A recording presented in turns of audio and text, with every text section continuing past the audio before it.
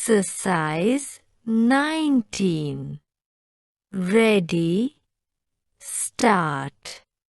On the basis of the definition, we can find in clause 2(11), undisclosed asset located outside India means an asset, including financial interest in any entity located outside India, held by the assessee in his name or in respect of which he is a beneficial owner, and he has no explanation about the source of investment. This is, more or less, expansion of Section 139. If we go further, Clause 4 also defines like that.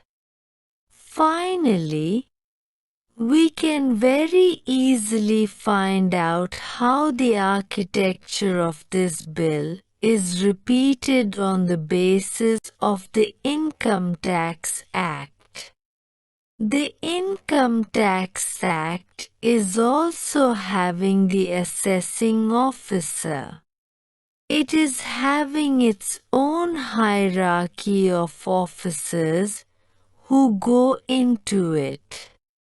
If the officer has given a verdict, then, about that, there is an appeal provision given for the Tax Appellate Tribunal. Similarly, the Tax Appellate Tribunal is vested with the same powers in this bill for the violation also. Then, they can go to the High Court, and finally they can end up in the Supreme Court.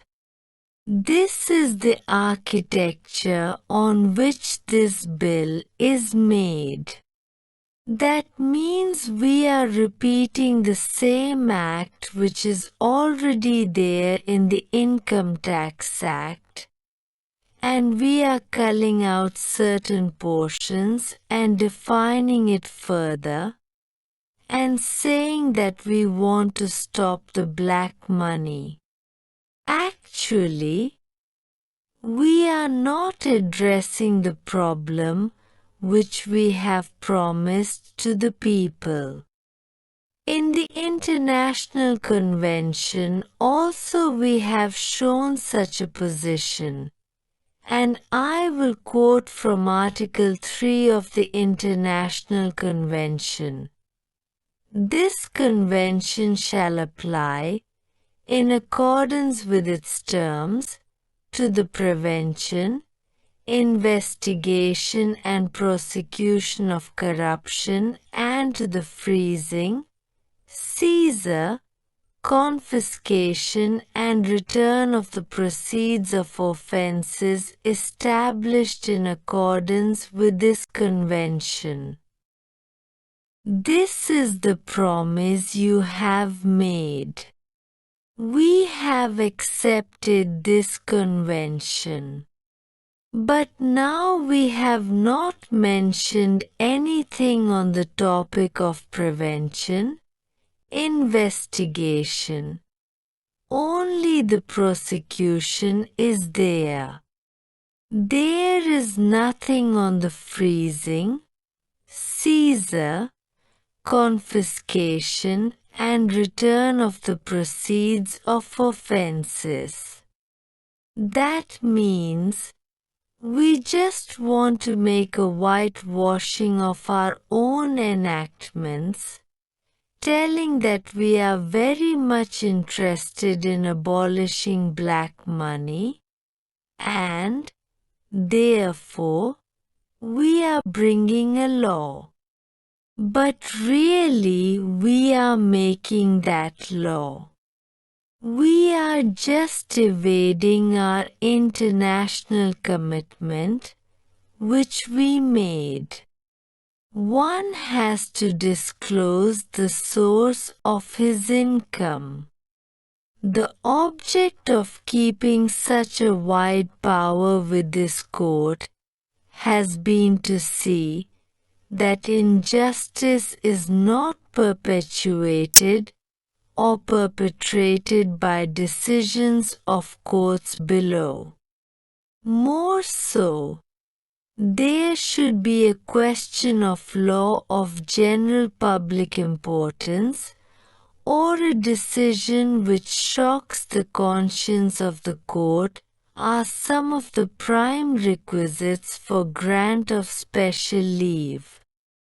Thus, unless it is shown that exceptional and special circumstances exist that substantial and grave injustice has been done, and that the case in question presents features of sufficient gravity warranting review of the decision appealed against, such exercise should not be done.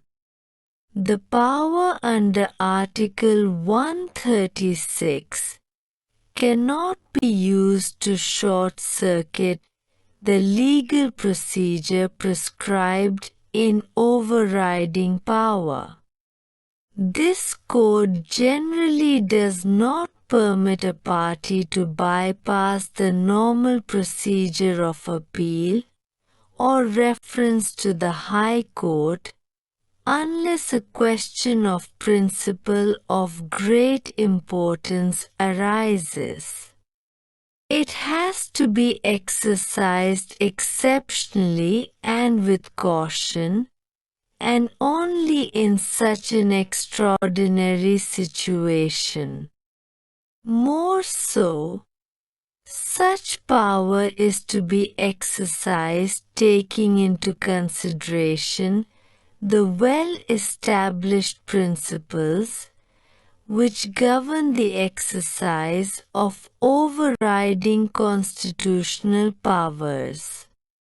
It is true that this court, when exercises its discretionary power under Article 136 or passes any order under Article 142, it does so with great care and due circumspection. But when we are settling the law in exercise of this court's discretion, such law, so settled, should be clear and become operational instead of being kept vague, so that it could become a binding precedent in all similar cases to arise in future. It has been canvassed before us that under Article 142 of the Constitution, this court is competent to pass any order to do complete justice between the parties and grant decree of divorce, even if the case may not meet the requirement of statutory provisions. The instant case presents special features warranting exercise of such power. We are fully alive of the fact that this court has been exercising the power under Article 142 of the Constitution for dissolution of marriage, where the court finds that marriage is totally unworkable, emotionally dead, beyond salvage, and has broken down irretrievably, even if the facts of the case do not provide a ground in law on which the divorce could be granted.